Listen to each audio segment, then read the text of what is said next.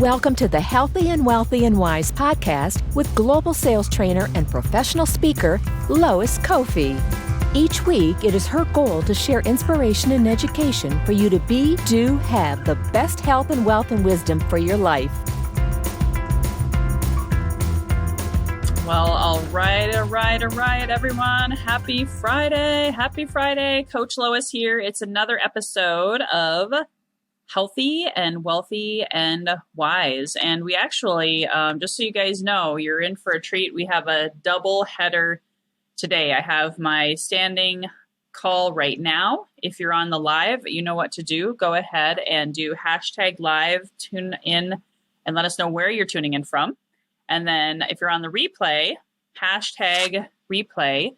And you know the drill. Every week I interview experts on health, on wealth, and some kind of amazing wisdom. And I'm super excited today because our guest today is going to be sharing how he started his first virtual conference, what he learned from that experience, and what he's going to turn around and do here again in the month of May. So if you see value in this topic today, please go ahead and hit the share button, whether you're watching on live or the replay. And since he has had such an amazing experience, and it's kind of a big thing, now everyone's doing a virtual summit. And I'm doing mine first one this year, so everyone is getting into this opportunity to be on virtual stages. And I spoke on Michael's last summit. I'm super excited for him to share with us what he learned and maybe what he can inspire you to learn and do. And of course, as always, we have amazing gifts for you guys for attending at the end today. So I'm going to go ahead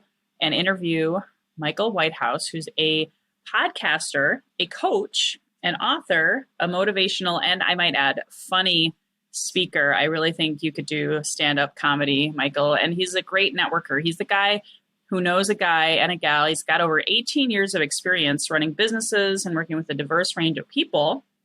And he actually has a really cool daily motivational message podcast that gets over 100 downloads. And Michael, you and I met just late last summer, I think, when you were starting your new coaching business. You left your job. You really pivoted thanks to the what we call now the pandemic pivot of 2020. So why don't you tell your story and share with us a little bit about yourself and your journey into Conference 21? Sure.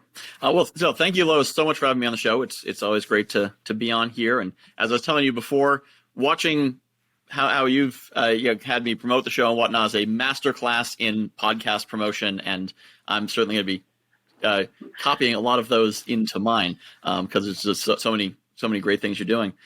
So I indeed pivoted in July of 2020. Prior to that, I was a local magazine publisher for a great company called Best Version Media. Great opportunity to do a wonderful thing. But the way I had been successful was through in-person networking, because it's kind of a needle in a haystack to find the right kind of person who needs specifically what they do and that particular audience and whatnot.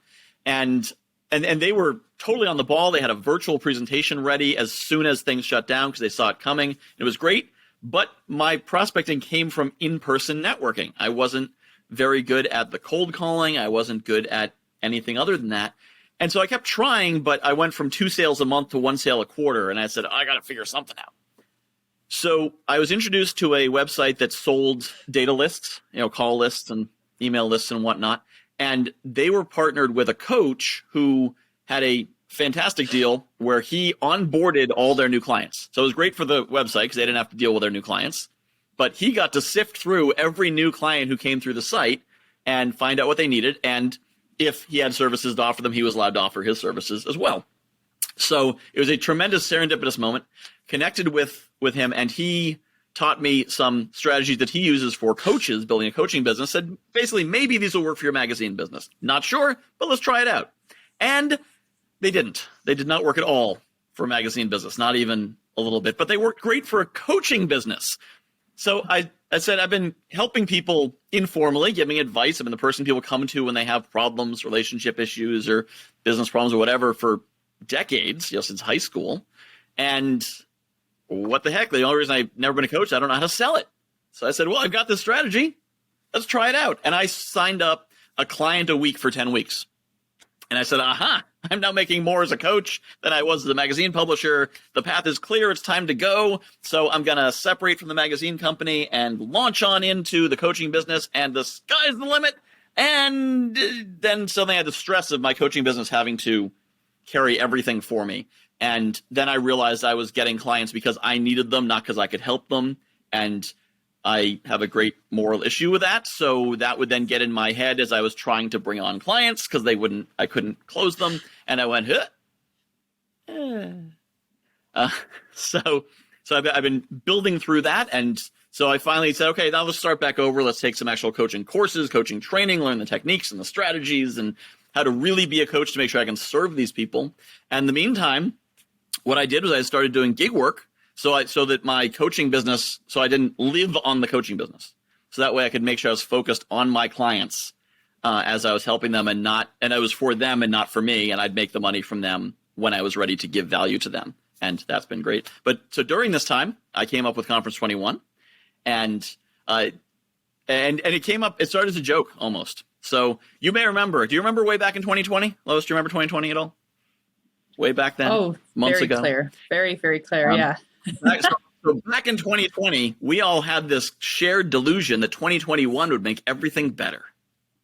And so back in October, November, I had this idea. It's basically a joke. And I was like, what if we had a convention that celebrated 2021 and all of its 2021-ness? Because everything's going to be better in 2021.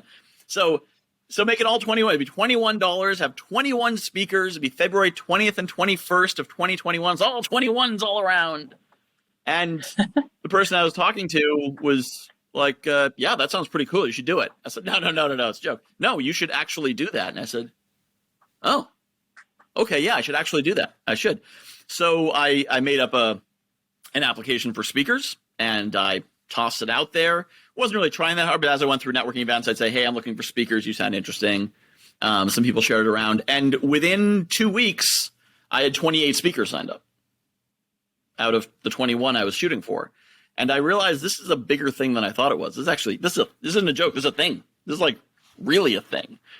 So I stumbled across a great platform called Sling Show. I think I actually saw a Facebook ad for them and connected, and it was perfectly designed for what we wanted to do. And people started getting into it. And the biggest, most exciting thing was that the speakers started networking with each other, because I'd have Zoom calls for the speakers and other things like that. And the speakers network with each other, and they'd feed back to me, this is a month and a half before the convention started or the conference happened. They'd say, I'm so glad I'm here because I met so-and-so and we're now collaborating on this and we're doing that. We haven't even had the conference yet. And value was occurring.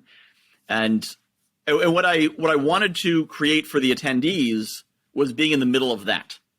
I found that between starting planning that conference and running the first one, I became a different person, because you're the average of the 5 people you spend most of your time with. I was spending time with mindset speakers, motivational speakers, business speakers, people who have launched $1 million businesses, all these amazing, positive, successful people. And I'm talking to them all the time because I'm running a conference with them. And a bunch of them actually stepped up and said, hey, yeah, can we do a one-to-one? And one-to-one, when you have a coaching, or you have a call with a coach, and so one-to-one about a project you're working on, it's a coaching session. So I got to have all these coaching sessions with all these brilliant coaches who were guiding me and helping me and teaching me and helping out whatever they could. It was very stone soup. I was very much like, I've got a conference, it's going to be great. And then someone say, hey, can I help you do this? Oh, you should do that. Oh, here's a suggestion. And so I cannot claim credit for how great Conference 21 is at all. I came up with an idea. I attracted great people. I let them make it amazing. And then what's great about it is the attendees really get to be in there with these great people. With a lot of the virtual platform, or a lot of the virtual conferences I see, they're not so much conferences as more of like a panel discussion. So the audience is down there in the audience, and the panel's up here, up on the stage, and you get to look up at their greatness, but you don't actually get to connect with them. I mean, you might sign up for their email list or join their program, but you're not part of it.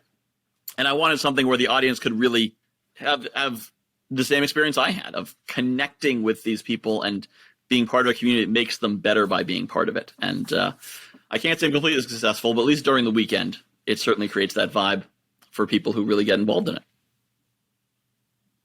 Well, I love it. First of all, I want to unpack all of what you just said, and I know there's a lot of people out there who could be inspired by what you shared, and you're very transparent about your journey, which I love about you, Michael. And it's really important to connect and relate with people with your truth and your authenticity. And you got this idea. Someone said, "Hey, go for it." 'Cause sometimes our craziest ideas, guys. They seem crazy, right? But if someone says, "Oh my gosh, that sounds amazing, you should do it," and you went for it without any experience and just dove in, and I can say I got amazing value. I was one of your speakers, so I got to see you in action. You really built a community. Most summits don't do that. Most conferences don't do that. So you really, truly created this amazing community, and I made some great connections and had a blast, and also learned a lot from the high caliber, high quality speakers. So I know I have a couple clients out there that are thinking about doing their own summit. I know I'm doing mine. I actually hired a company to do it just because, oh my gosh, it's a lot. And you know how much work it takes. So if someone wanted to do their own virtual conference, and oh, by the way, guys, the best way to consider doing one is attending Michael's and learning from someone who's maybe a few miles ahead of you or a few steps ahead of you. Wouldn't you agree, Michael? I think they'll learn a lot more from even attending. So the link is on the screen already. It's bit.ly/virtualconf21. I'll put it in the show notes too, and in the comments later if you guys want me to just do a hyperlink. But what would your first steps be now that you've been through it and you're doing it again? And oh, by the way, he's doing it again in August. I know I'm going to apply to speak for that one, but where would someone start? Well, it's the first thing I do is hire me, because I am available to help with running events. And because to me, the actual running the event itself is the easy part. It's the promotion, the marketing, all that. So, and I think for a lot of people running events, they know how to market. They've already got their list. They've already got their speakers. It's just how do we then make it engaging, which to me is the easy part. So I am available to be hired for that, so people can reach out to me and do that. But if they want to do it themselves, the most important thing, the secret sauce, the thing that made Conference 21 different from other conferences is the engagement. And I recommend using Slingshot is a great platform. It's what I use. I know there's others that do something similar. I don't know what they are, but they exist. But something that gives you that sense of the hallway.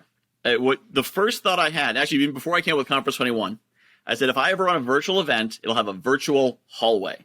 At the time, I was thinking Zoom, because that's kind of the language of virtual interactions we have. And so I thought we'd have a Zoom room for the speakers, and then a Zoom room called the hallway.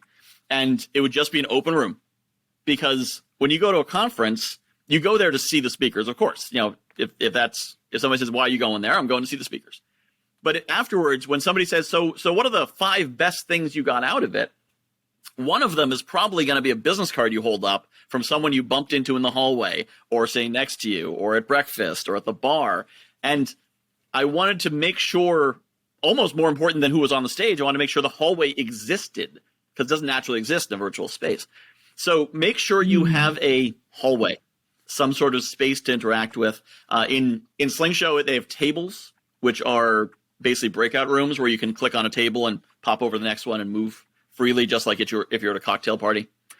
Zoom now actually has a self-directed breakout rooms, so you set that mode, and the users can go from room to room on their own. So if you're doing it on Zoom, you can do that. And it can be as simple as, if you have, let's say, a summit, you're going to have 4 speakers speaking. In between each, have a segment long enough to actually mingle, 10 minutes, 15 minutes, and use those self-directed breakout rooms. Because instead of saying, here's a 5-minute break, go to the bathroom, which is basically, please disengage with us for 5 minutes and then come back. Instead, you have these networking sessions, these open mingling sessions. And yeah, you can go to the bathroom or get another cup of coffee during that time, or you can mix and mingle, or find, the speaker, whoever just spoke, should be in one of those rooms.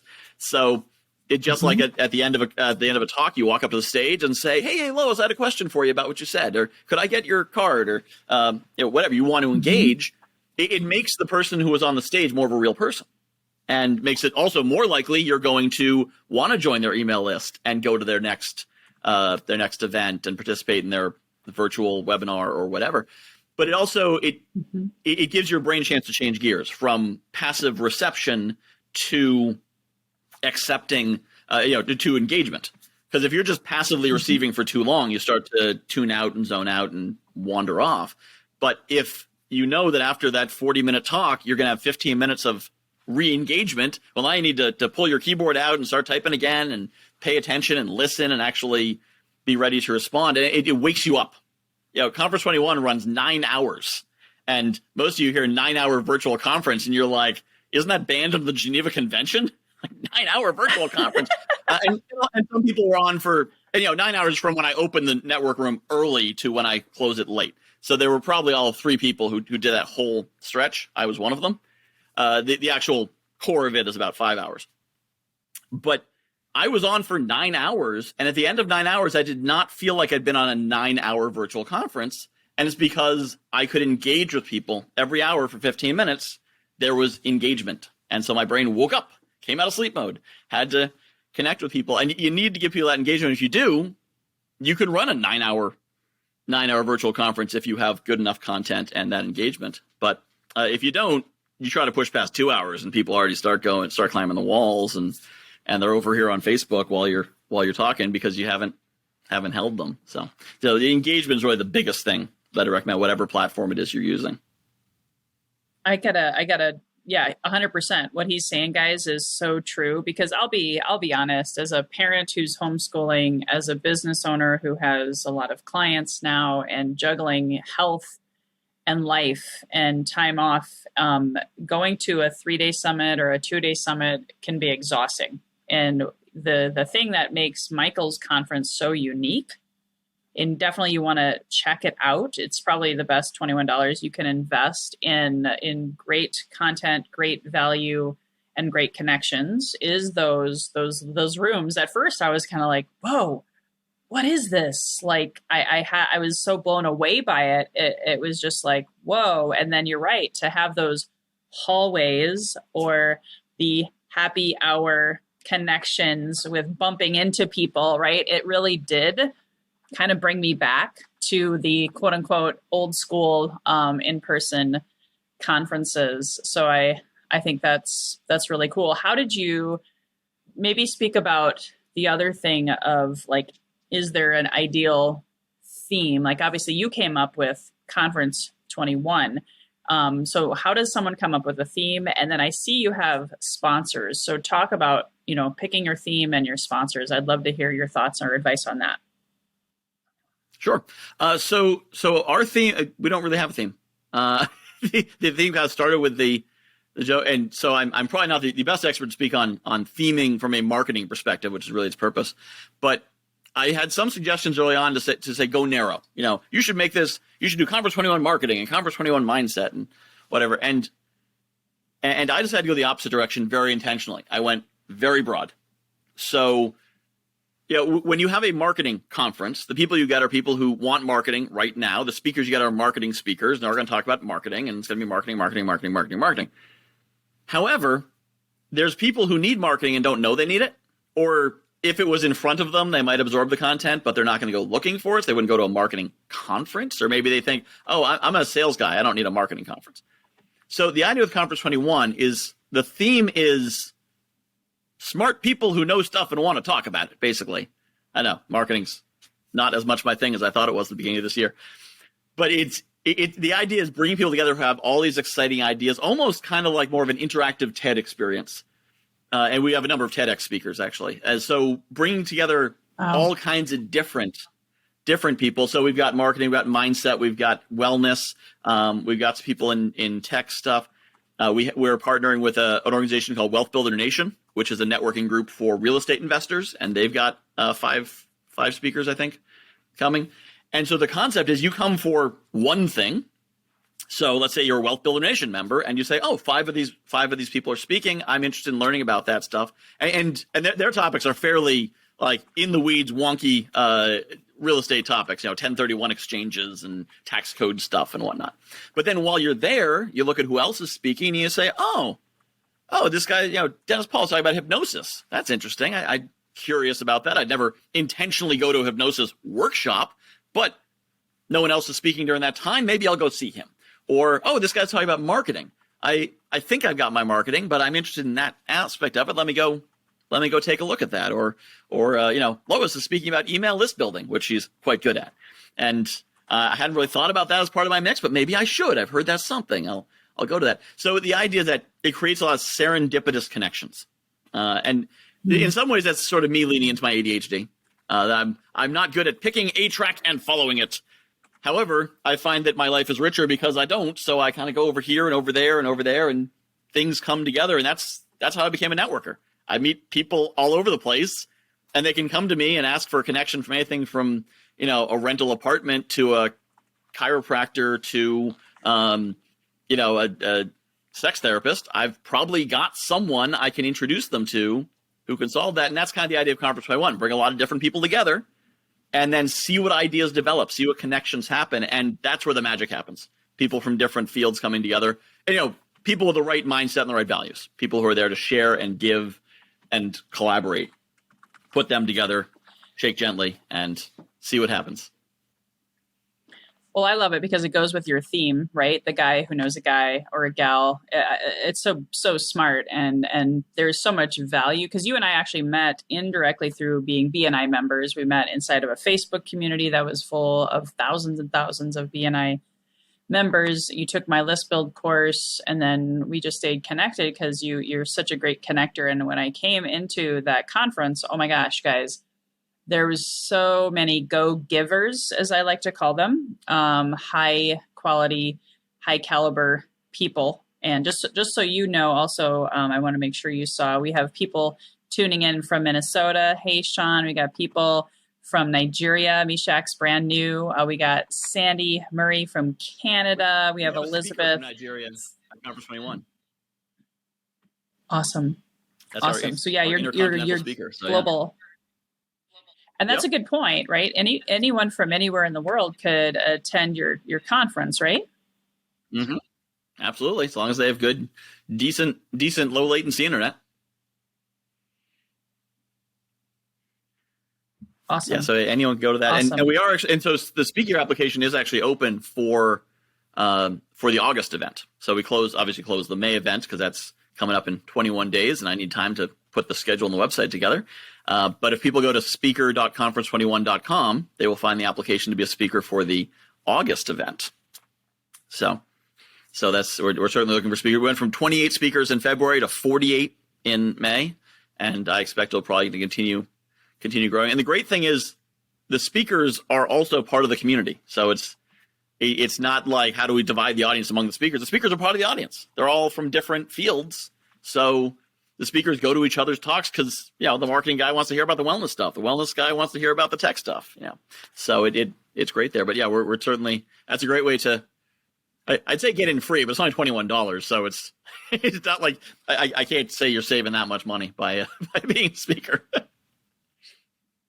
Well, you're getting a lot of value, guys, and I can't encourage you guys enough. And there's also something that you said ties in really well with your conference. You have these 5 powerful exercises that maybe could be of inspiration to my community as well. Can you speak more about what that is?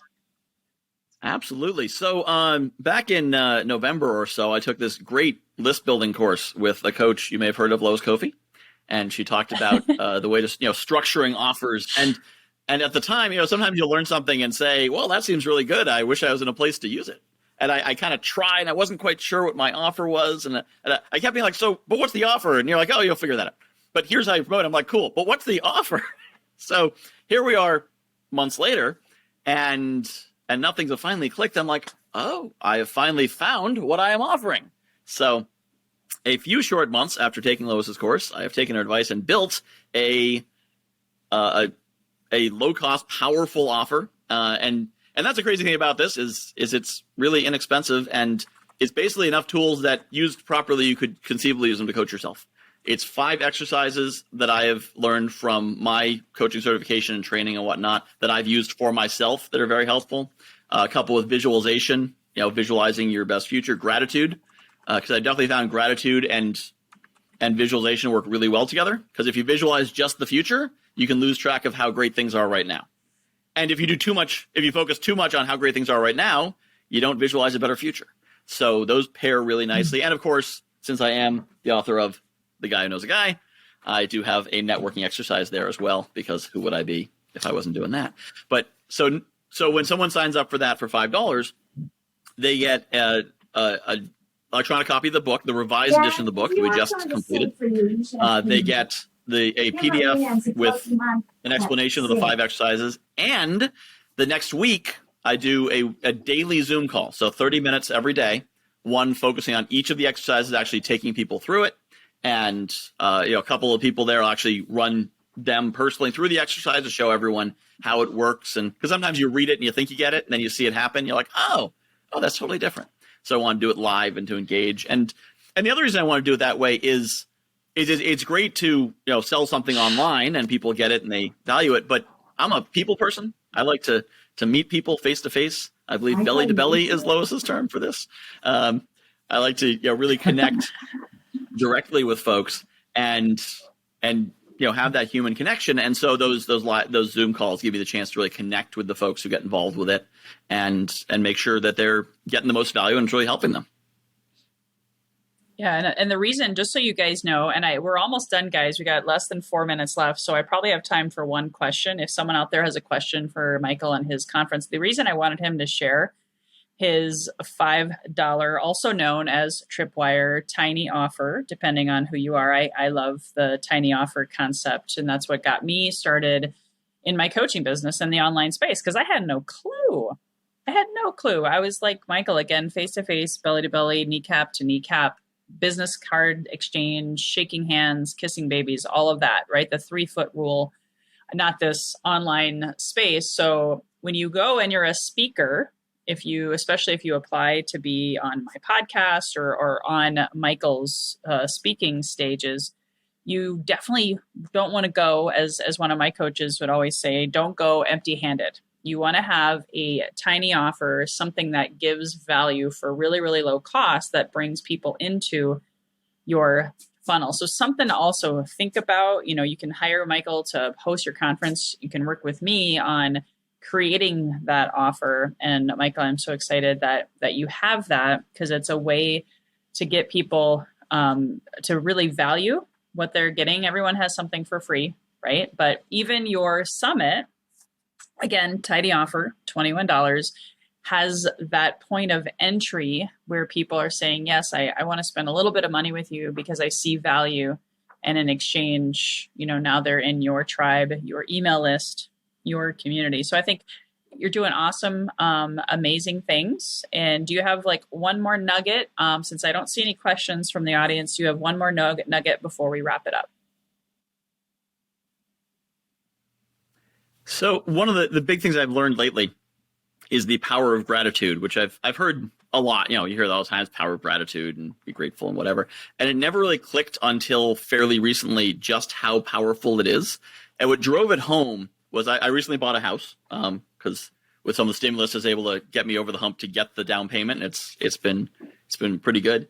But things are challenging. I'm building a business, and I do the vision exercise with people and have to describe their ideal future. We really go in detail, like what does it sound like, smell like, how do you wake up in the morning, whatever. And I had 2 different people who both had the common theme of, in the morning, I get up, I make my coffee, I go out on my deck, and I look out over I think one was the lake, one was the mountains, but I look out over the whatever from the deck, drinking my coffee, enjoying, starting my day. And I realized that the way I, right now, in real life, start my day is I make my coffee, I go out on my deck, and I look out over the woods behind my house, listening to the birds, clearing my mind, and starting my day. And when I realized that my real life showed up twice in the ideal future vision of clients, so, my real life's pretty good. And then I started kind of diving into other things. And I'm like, what else is pretty good?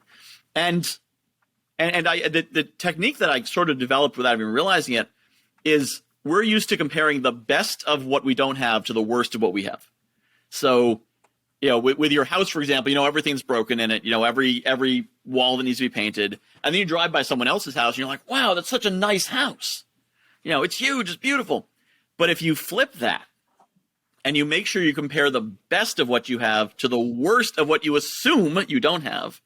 So instead, I might drive by a big house and say, yeah, that house is nice looking, I guess, but it looks pretty big and hard to maintain and pretty expensive. And with my house, I don't need to put that much time and energy into it, and it doesn't cost that much, so I have more money for other things. So, yeah, I guess that house would be okay, but not as nice as my house. And, when I compare my very nice car, the 2016 Honda Civic that takes me around, and compare it to someone else's very demanding and somewhat hard to drive BMW 3 Series, I say, I guess if I had a BMW 3 Series, I'd drive it until I paid it off and get a better car. Because, BMWs have kind of weird interfaces and a little hard to use. But fortunately, I have my Civic, which is comfortable. I'm used to it. It's reliable, very inexpensive to maintain. Don't need to put a lot of money into it. So, I guess, good for you having a BMW. You've got a car. That's nice. But, I'm not going to rub it in that I have a nicer car than you. But I know I do. So when you think about things that way and frame, you make the unfair comparison, but you make it the other way, suddenly you are living your best life now because you have told yourself you are and your mind believed it, and it changes everything by changing nothing. That was awesome. That was perfect, because I didn't tell you this, Michael, because as you guys may or may not know, Michael's been on my show before, so I wasn't planning on asking him my normal closing question because he's already answered it before. But you actually answered it again in a different way by sharing that last golden nugget. So thank you, Michael, so much for being here. That's okay. It was perfect. It was perfect. So thank you for being a repeat guest. I wanted to make sure people out there who have been talking about summits, who also have had really not great success with this, to go, please check out Virtual Conference 21. The link will be again in the show notes, and reach out to Michael. And I just wanted to close with a couple of announcements. Again, reminder, today at 12:30 Pacific, we have the affiliate guy himself, Matt McWilliams, who inspired me to create over 100 affiliates, to create a resources affiliate page, who's helped me make affiliate income since the pandemic. So if you or someone you know is looking to learn how to start your own affiliate program, how to build income, most of my business comes through referral. 80% of it comes through my affiliates, and I get to pay out money to people who love me, are in my tribe, want to refer me anyway, and they get paid. So if you want to learn how to do that, tune in, tune out today. And again, thank you so much for tuning in to this first of a double header today with Michael Whitehouse, the guy who knows a guy. If you want to join my Healthy and Wealthy and Wise Facebook community so you can meet Michael firsthand and all of my guests, please join us there today. So until next time, which is 2 hours from now, here's to your best health, your best wealth, and your best wisdom. See you guys. See you next time. Hey guys, thank you so much for listening to this episode. If you enjoyed this, please subscribe, refer a friend, and please drop me a rating or a review. If you do that, I'll reward you with a free 20-minute free coaching session on crafting your journey to your best self. Reach out to me at lois@loiscoffee.com to claim your 20-minute slot. Until next time, be healthy, wealthy, and wise.